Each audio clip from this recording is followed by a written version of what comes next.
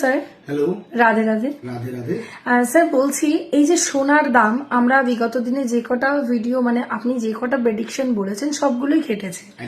আর আজকের ডেটে সোনার দাম এতটা বাড়ছে আবার এতটা কমে যাচ্ছে, তো সেই বিষয়ে কি বলতে চাইছেন?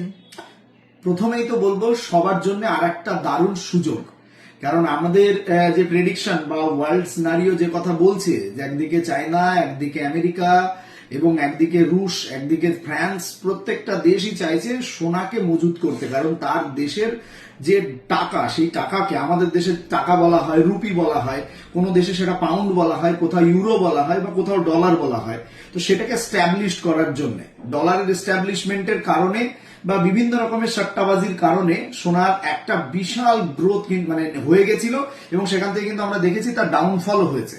তো আমি একটা সুযোগ, যে কথা প্রথমেই বলছিলাম, প্রত্যেকটা আমাদের ভিউয়ার্স বন্ধুদের উদ্দেশ্যে বলতে চাই, সেটা হচ্ছে সোনা কিন্তু আবারও আজকেও একটা দারুণ পজিশনে দাঁড়িয়েছে, খুব একটা হাইপ ক্রিয়েট করেনি এবং আগামীকালও আমরা আশা করছি এরকমই আশপাশে খুব বিশাল বৃদ্ধি বা বিশাল ফল ডাউন বিশেষ কিছু লক্ষ্য করা যাচ্ছে না এই মুহূর্তে।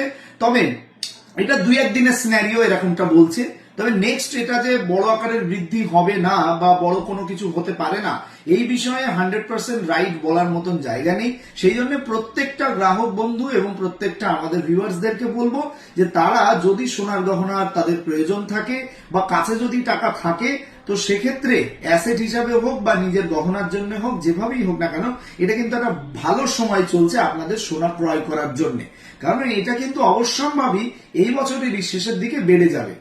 যারা বাড়তি দামে সোনা কিনেছেন তারাও চিন্তা করবেন না, কারণ সোনা কিন্তু শর্ট টার্ম ইনভেস্টমেন্টের জন্য ভাববেন না। আপনি কি ট্রেডার?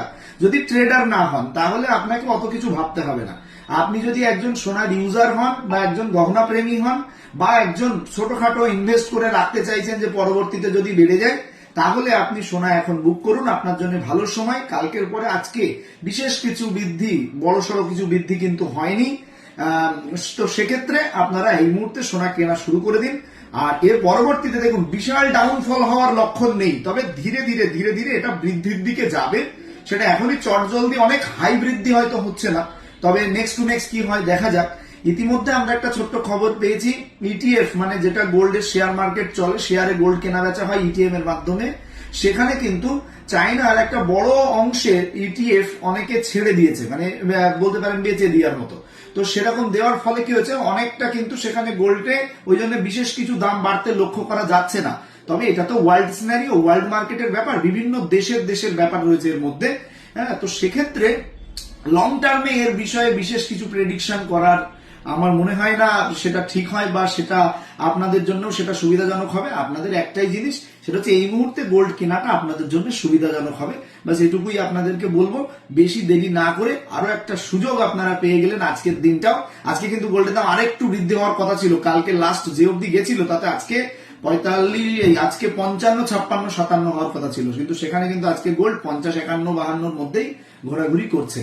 তো আমাদের রেট তো আপনারা প্রত্যেকেই জানেনই, আজকের রেট চলছে 1,51,000 টাকা। চলে আসুন, চট জলদি গোল্ড বুকিং করুন, বুকিংও করতে পারেন বা আপনি চাইলে ইমিডিয়েট কেনাকাটা শুরু করতে পারেন। Thank you so much. Radhe Radhe.